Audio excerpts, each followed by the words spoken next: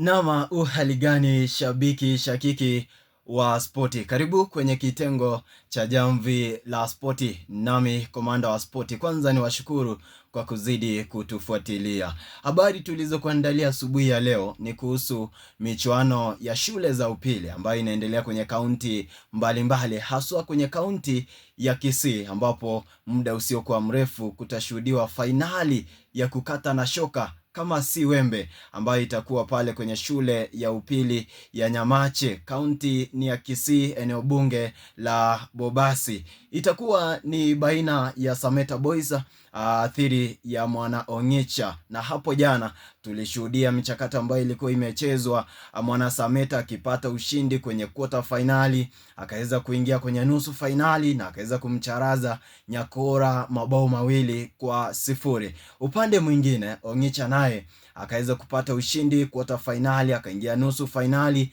na akaweza kuchuana na Nyamagwa, na hapo ndipo akaweza kutoka sare ya bao moja. Onyecha akapata ushindi kwenye matuta ya penalty.